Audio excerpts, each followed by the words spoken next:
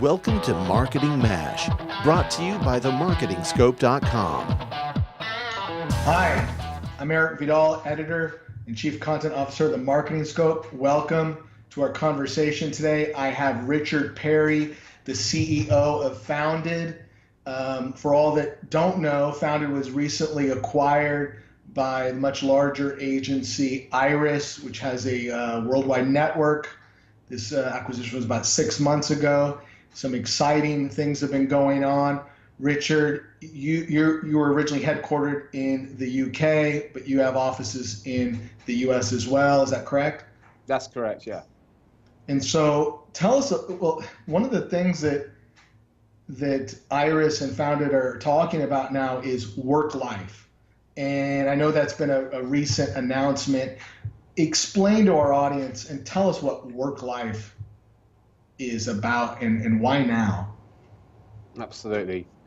So I guess work life has two dimensions to it. The first dimension is around looking within the Iris network, looking at Founded, and actually discovering a really powerful B2B marketing agency that already existed within Iris.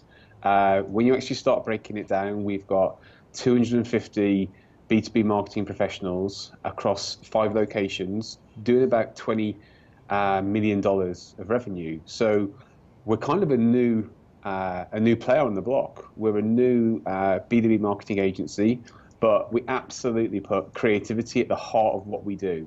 That's what excites us, and that's what makes a real difference to our clients. That's the one aspect to it. And the other aspect of it is then looking at the difference that, or the change in business decision making that's happened within organizations. And I think that quite often B2B marketeers, it worries me whether people have recognized the seismic shift that's happened in B2B decision making and how we're marketing now to very different people. Should I go on to? And we forget that we're marketing to people, not a business, right? I think sometimes as marketers we forget that once in a while. Just because it's B2B doesn't mean you're marketing to the business. We do. But I think Eric, that's it's not old news, but I think we know that. We know we're marketing to people. It's been quite well trodden ground talking about that, and there's nothing different than that. I think most B2B marketers know, but I think you have to look at what's happened in the marketplace. And I think we've identified 3 changes. I think one of those changes, I say we've noticed, but we're interested in three things. First of all, the consumerization of business decisions. It's changed. People now make decisions differently in the market, in the workplace. They consume information differently. They can buy with a lot more agility and also a lot more accountability. And so people are buying business products and services like they would buy stuff on Amazon. And that's changed. That's different to what it was even a few years ago. You also have to look at the generational change in business. And I'm talking about Gen Y and millennials. And again, people have spoken widely about this, but the change is dominant. 20% of managers in businesses are millennials. That's huge. That's only going to increase. 80% of B2B decisions are researched by millennials. They're directly influencing things. And anybody who works with a younger generation know that their expectations of the workplace are different. The way they interact, the way they exchange information, the way they make decisions is different to a slightly older generation. And the third thing I think is that business is sexy, and business people are hugely respected. I think, I would argue that Mark Zuckerberg is as well respected as Steph Curry. So business is the new NBA, right? And that means that we have to market to them with passion, with creativity, and with an attitude that allows business brands to stand out.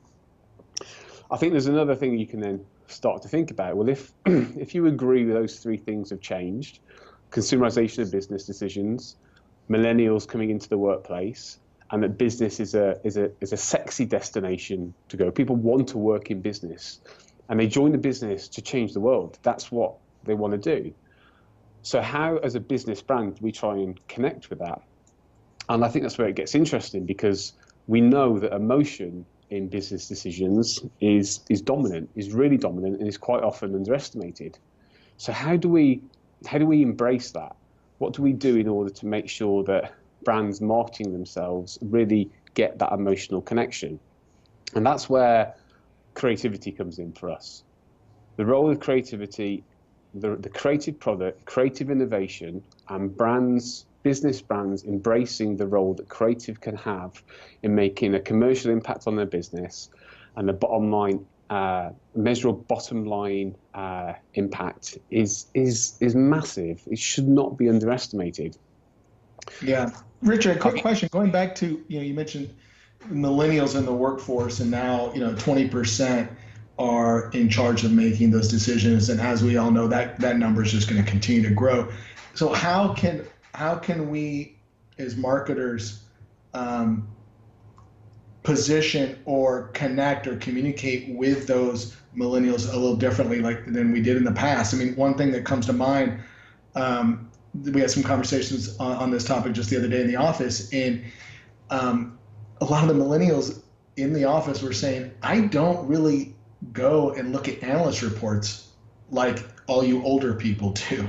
I go look at thought leaders that write about the topic, or bloggers, or what have you, or even I just go and look and see what people are saying about it online on Twitter before I go to some analyst firm that I don't want to hear some stodgy report. I don't, who knows if they're, that they've received blood money or what have you. I don't know if I can trust them. I trust other people out there, on social and what have you. So what are some things that you're seeing? I think when you look at the reference points of, and again, you can go statistic crazy, but I think there is some statistic that says by the time a business decision maker hits a brand's website, they've done, I think, up to 90% of the decision making, i.e., by the time they've hit the website, they've had so much influence around them that they're in a place where they can start to really consider that business decision. And they haven't spoken to the brand, they haven't spoken to a sales guy, they haven't spoken to an account rep, they haven't done any of that. So I completely agree with what you're saying. But I think the way that brands say it needs to have distinction. You mentioned stodgy reports. Stodgy reports have a place, right? Part of the research gathering, the influencing stage of any decision is reading that stuff, and millennials are reading that stuff. But if you write it from a stodgy perspective, if you write a uninformative, dull document, people won't read it, won't remember it, and they won't remember you as an organization. So the creativity needs to come through within, of course, any comms and advertising and any work that you're doing, but it needs to come through everywhere. The brands need to have an attitude. They need to really project their personality and be really strong with it and single-minded with it, and not trying to cover everybody at the same time.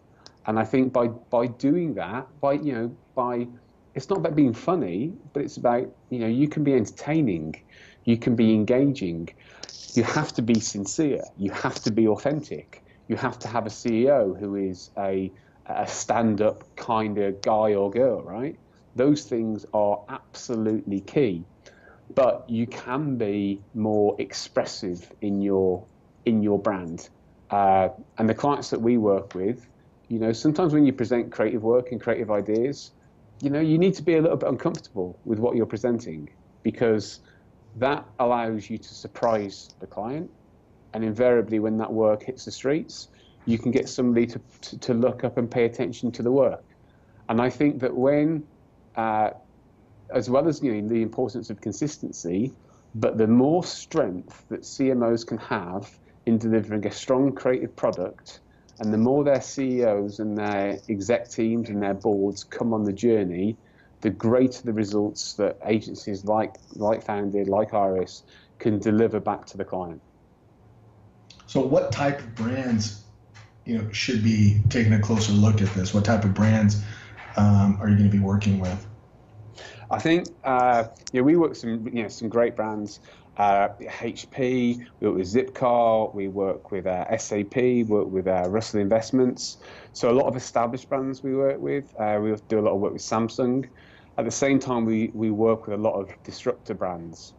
And what's nice about the disruptor brands is quite often they have less money, which is interesting from an agency guy to say that we like things with less money. But it makes you work harder and it makes you think harder about what you're going to do for the client. And sometimes you have to do less. And for less to be more effective, it's got to be stronger work. So I'd love to work with brands where the CMO understands and embraces the importance of the creative product. And if we can bring their CEOs on the journey, then those are the people that we want to talk to, because we know the impact that it'll have on the bottom line. We know that we can deliver a massive commercial impact when we get that right. So Richard, can you give us maybe a short example or story of one of the brands you've worked with where you are proud of that breakthrough that you're able to make by kind of leveraging some of the philosophy of work life in this new initiative that you're launching? Yeah, there's lots of. I thought you might ask that. So there's lots of different examples, and I just wrote down a few. But I was hoping to get you off balance there. So I'm sorry that you. No, it's that. I've kind of had too much coffee, so you'll have to shut me up if I start going on into too much detail. I think a really nice example is engineering. My dad used to work in engineering, and I have a young daughter who I would love to go into an engineering career. And we work with a company called Atkins. It's based in the UK. We're a global company, headquartered in the UK, sitting on the FTSE. And they build cities, and they build roads and airports and massive engineering projects. Talent is very important to them, so they have to have the best of the best. And if their competition gets the best architects, the best civil engineers, that's a problem for them. So they gave us a brief and said, we need to attract talent. How do we do that? Now, it would be very easy to create an advertising campaign, to create a TV spot. We could do loads of digital, loads of content creation. And we said, actually, we think there's two ways that you need to do this. We want you to go back into schools, 15 and 16-year-olds, so not dissimilar to my daughter, and get those guys excited about engineering, because it's really important for the economy, and it's a job for life. So as a dad, I'd be really happy. But also, we want you to go into universities because we want to pick off the best talent. And so we created a gamified experience about building a smart city, where basically you go through a series of questions which are educational, but at the same time, it allows young people with an engineering mindset to identify whether that's something that they'd like to pursue as a career for the young kind of 15, 16-year-old school kids. And then for the 18, 19-year-old graduates and undergraduates who really get engineering, who understand the importance of product design and product aesthetics, who understand sustainability, we're able to identify those people once they've completed the game, the online game, about building a smart city, and get those engaged with Atkins as a brand. So we've done similar things with SAP, we've done similar things with Zipcar, with Cognizant, which works in the IT space as well. So for me, it's a nice story, because the easiest thing would have been to create an advertising campaign that's targeted using digital and sophisticated targeting and segmentation techniques, and use that to target that audience and say, come and work for Atkins. We've actually gone back in the value chain and done something that's a lot more engaging and strategic, and so far it's working in terms of attracting the right talent. Yeah, it also sounds like it's a mix of short-term and long-term, because and that's risky, right? I mean, you're really taking a long-term approach as well, because you're going into colleges, right? Because you're trying to pick off people right away. I get that, but you're even going farther back into high schools and educating people and making it, gamifying the experience. And that's a 2, 3, 4 year out type of investment. It's interesting. It's about finding the right clients with the right appetite. We work with a fantastic company in the Valley called Cooper. They're a software business. They work in accounts payable and procurement software. But their CMO and their CEO have a huge creative appetite and really understand the value of the creative product. And it allows us to do things differently. So they had an event in the summer. We took over Union Square. We hired Richard Branson to talk about some of the stuff that he's doing. And what Cooper do as a company is they offer direct savings to organizations who spend millions, billions and trillions of dollars. And they're able to track it.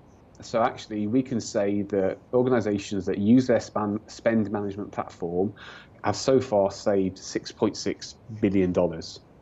So what we did is on the back of a low loader, we loaded $6.6 billion. They weren't actual dollars, of course, because that would have been interesting. And we drove it. Tough. Security would be tough, yeah. And we drove it around San Francisco. We parked it outside their customers like Mozilla, and we took a photograph of the truck, the low loader with the cash on, next to the headquarters of their customers, and we tagged them on Facebook. And we said, great, thank you for being a customer. We're enjoying it, and we hope you're enjoying our event. And as a brand, it differentiates, it's creative. The people that are their customers, their consumers, chief procurement officers, finance directors want to be associated with their brand because A, their product is brilliant and they are redefining their market, and they have a modern, optimistic and creative outlook on life that we can embrace as a creative agency and do those kind of techniques where you might struggle to do that for SAP, right? And that's where it gets, for us, that's where it gets interesting, is marrying up those ideas. Yeah, very experiential. Yeah, and then using that to drive digital engagement, and just I don't want to say the word fun with irreverence, but you're a long time dead, and sometimes we shouldn't be afraid of having fun and expressing emotion and being engaging as a business brand. What we do is B2B. Too many people say B2B is boring. It's not. It's really important. It affects all of us in our lives. And the brands that are doing it really well, the Ubers and the Airbnbs, a significant portion of their business, and it's increasing at a fast rate, is from the business market. Is from the business customer. Sorry, but they're building a consumer brand. No, they're not. Yeah. They're building a consumer brand and a business brand, but they're building it with a consumer mindset, and that is exciting. Yeah, I think, Richard, I got to have you on again because we got to go into some more examples of how to make B2B marketing fun. I know there's brands out there doing it, and I'm so glad that you shared a couple with us today. And thank you for sharing with us your strategy on what you guys are doing there with work life. And I know, we know some of the folks at Iris and what's going on there. So it's really exciting to hear and get some insight on that. So thank you for sharing that with us. For all those who want to learn more, they can go to founded.com, www.founded.com. And maybe, Richard, you can give us your Twitter handle just in case people want to follow you on Twitter as well. Yeah, absolutely. It's Rich J. Perry is my Twitter handle, or email me at richard.perry@founded.com. Any questions or any opinions, let me know. Well, thank you so much, Richard. We hope to hear some more stories from you in the future. Thank you. Great stuff. Thank you for your time. That's it for this episode of Marketing MASH. You can share your thoughts by following us on Twitter and Facebook. Subscribe to our podcast to keep up with the show. And of course, you can always find us by visiting themarketingscope.com.